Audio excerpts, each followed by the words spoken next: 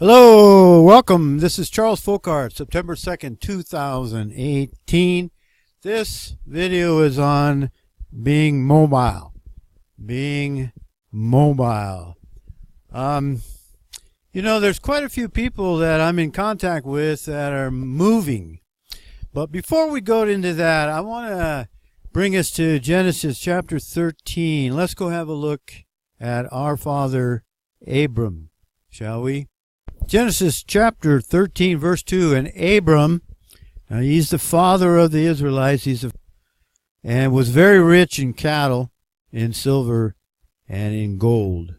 Very rich in cattle, in silver, and gold. So, Abram kept his wealth in three things, we were told, at least: cattle, silver, and gold. And remember, the word silver is kesef. It's the same word they use for money in the Old Testament in the Hebrew. Silver is money. So what's the common thread between cattle, silver, and gold? What's one common thread? I think of others as I said that. What's one common thread between cattle, silver, and gold?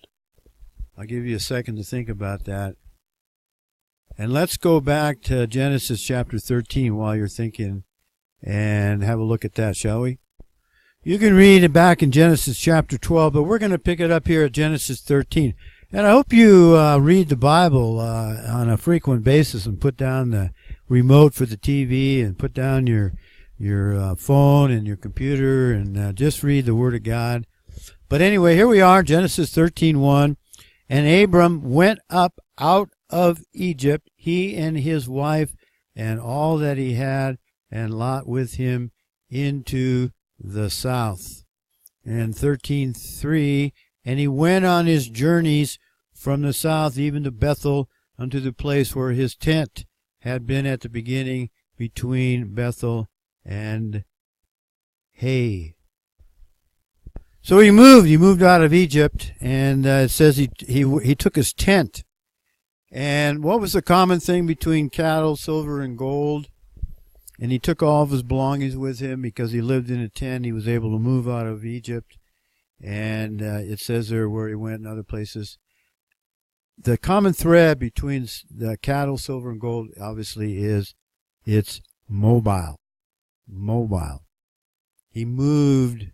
In those days, you could do that. You could take all your herds with you and travel over the land. We can't do that today, so that leaves us two of the three other assets that Abram, the father of the Israelites, let's say, God made a covenant with Abram. I think Abram was a pretty sharp guy, pretty powerful man, had a command of a 300-man army when he went after Lot, to retrieve Lot. The guy's, hey, is our father, but people, Abram is our father. And he wasn't Jewish. And King David and King Solomon, I don't want to go into all that, but they had the Ark of the Covenant. They moved in tents, folks. That's my point here. Mobility. And several of the people that I'm in contact with on a regular basis here, back and forth emails or even on the phone, one party moved from Florida to Missouri. Another party moved from California to Idaho, and I've moved from Nevada to Idaho to Montana, and now I'm going back south. I'm in what I call my mobile cabin, and I don't have a bunch of cattle out in front of me while I'm heading down the road, even though there was a farmer down here who was trying to get his cattle that broke out of the fence, and they were up all over here in the forest. So, and there's another fellow that moved from Eurofolk Radio, and he moved down there to the Ozarks. And there's people by the thousands moving out of California. And the point I want to make is that people are moving now, a lot more than we used to.